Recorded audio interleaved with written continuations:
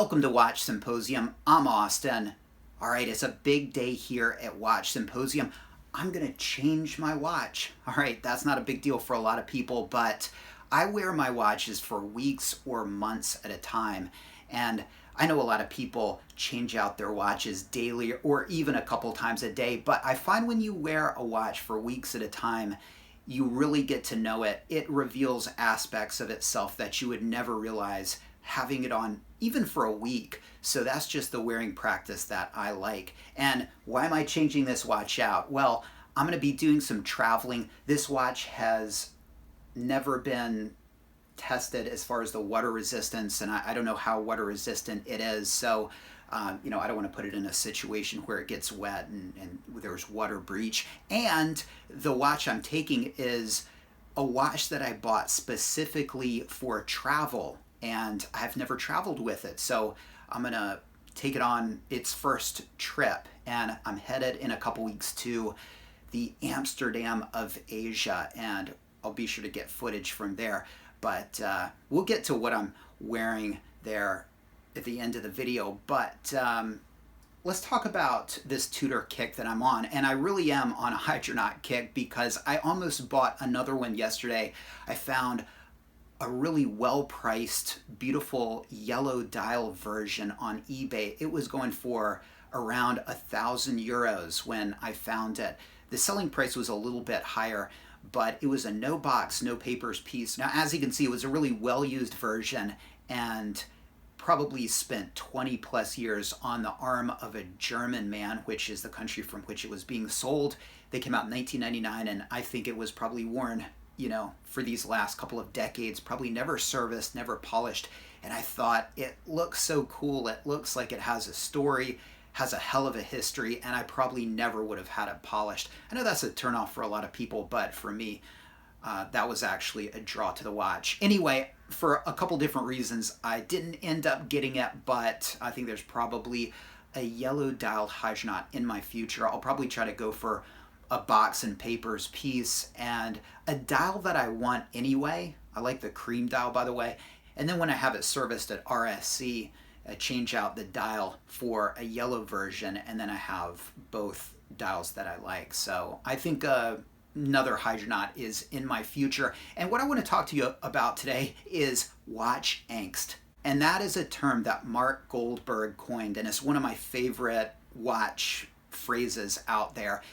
And it refers to the feeling of angst and dissatisfaction and guilt at either wearing or not wearing pieces. And oftentimes I think you can refer to that feeling that you have this watch that you should be wearing, or you should be wearing these watches and not this crappy watch, or in this situation, this crappy watch and not that good watch. That's watch angst, and there are many forms of it. And one of my favorites is the feeling you get when you think to yourself, I shouldn't be wearing this watch. I should be wearing whatever. Maybe you're not getting use out of your shitters, or maybe you're wearing your shitters too much and you think that you should be wearing something better. So what does this have to do with me? Well, I'm on a Tudor kick right now, and Tudors are just really satisfying me. They're hitting the spot right now. And the way I feel now is, I don't know if I'll ever want to wear a Rolex again. All right? Now, before you unsubscribe from the channel, it's a feeling that I'm sure will change. And that's the whole point, that oftentimes our feelings about what we want to wear, or maybe what we should wear, it's ebb and flow. It's always changing. And let me take you back to about maybe a year ago. And I was on a Rolex kick. I was probably wearing the Sea Dweller 16600, and I thought, this could be it. I don't know if I'll ever wear one of my Tudors again. And I remember thinking of wanting to sell them. Well, not wanting to sell them, but thinking if I should. Again, that watch angst creeping in and saying to you, is that a waste just to have those? Could you be selling them and putting that money somewhere that would satisfy you more? Think about it. One Hydronaut, two Hydronauts, I could probably sell them minimum for $2,000 a piece. That's $4,000. The Iconaut, $3,000. That's $7,000. And I remember thinking, you could buy a Datejust, a Rolex Datejust. Well, I was on a Rolex kick, and that made sense. And I didn't almost do it, but I thought about it. And I'm so glad I didn't, because I'm on a Tudor kick right now. So anyway, the whole point of this video is just to acknowledge that our desires are ever changing in regards to what we wear, and we're often looking for stasis. We're often looking for the final solution, so to speak, to our watch desires, and you're never going to find it. You're never going to find it. I'm a Tudor guy today. Will I be a Rolex guy tomorrow? I don't know. Probably. In fact, it almost happened the other day. I was reading an article on Rolex and I could feel the feelings bubbling up. Thankfully, it was a short article and I finished it and I was back to being a Tudor guy. But will I get back to Rolex? Almost certainly. I'm resisting the watch angst and, oh, I should be wearing a Rolex right now. I'm enjoying the Tudors and that's fine. But you got to be careful, because when you look for stasis, you might look at this sub-collection of Seiko 5s or Vostoks or Tudors or maybe even Rolex and think, I've arrived. I don't need those watches anymore. The desire is gone. Well, the desire very well may come back. So you got to be really careful selling a piece, because it could be a move that you really regret down the road. And I think that's why I have never sold a watch, period.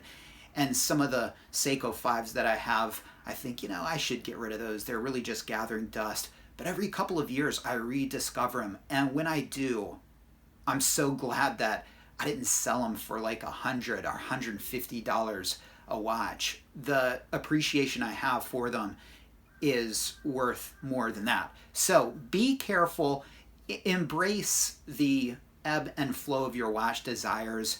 Be careful about selling pieces when you're on a Tudor kick or on a Rolex kick and you're trying to live the philosophy of life is too short for crappy watches. Not always, and you might come around again, and when you're on that crappy watch kick, you'll thank yourself that you didn't sell them. All right, so now that I said that, what am I going to change this out for? Well, before I tell you, let me just say that I've worn this watch for over a month, and I made a video about the accuracy, link in the description. And what is the accuracy of this watch today? Well, it is about -8, okay? And that's not -8 a day. If you look at that video, it was -10, okay? I just, you can watch that video and see why it was -10. I was a little late pushing the crown in, and so I lost 10 seconds. And for days it was -10, and now it's -8. So over a month, this has gained 1 second. That's amazing. And so this is just such a cool watch, and it just makes me appreciate it. I would like to have this watch serviced at some time, but I'm never going to get that kind of accuracy back from RSC. So I think I'm just going to wear it until, something happens to it. It ain't broke. I'm not going to fix it. So a month on the wrist and about +2. All right, so final accuracy check. Is it -1 second, -2 seconds a month? Well, it looks to be right now -7 seconds, and that would be a gain of +3 seconds in over a month. So phenomenal accuracy. I've only had this kind of accuracy on the GNT Master 2 A serial, the Sea Dweller 16600 in this watch. And it's not something you can expect with mechanical watches. So when you get this level of accuracy, quartz level accuracy, it's just a really cool thing, something that really makes you appreciate the watch. The interesting thing about this watch is that I found that, and it's got an ETA movement, by the way, the positioning really doesn't change a lot. It did more so on my 16600 Sea Dweller. So, does that mean that the ETA is a better movement than what's in that Sea Dweller, which I think is the 3135 movement?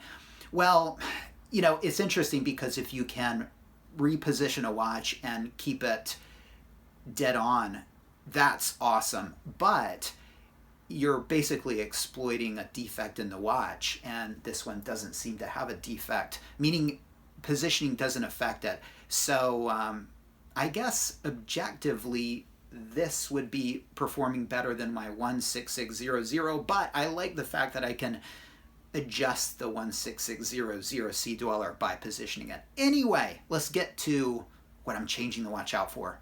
This, the Hydronaut. All right, well, it's serviced, it's ready to go, and it's hard to believe that this is a chronograph, but it can go 300 meters deep, and that's right up there with the sub. I mean, this is like a beast of a watch, and of course it's full of complications. The GMT function is integral to this being a travel watch, and that's kind of one of the reasons I bought it. But it's a Swiss Army knife watch. It does everything. It's got the chronograph, everything but a rotating bezel, which if it had a rotating bezel, it would be absolutely perfect. And of course, if the size was a little bit more manageable, it's a 43 millimeter watch. But anyway, this is what I'm taking to Thailand, and I'm sure it will do fantastically. Now, the accuracy of this watch is about +6 a day, so not that great, and that's after a service. So Rolex, in my opinion, really dropped the ball there. But, you know, they didn't give it the respect it deserves. Being a Tudor,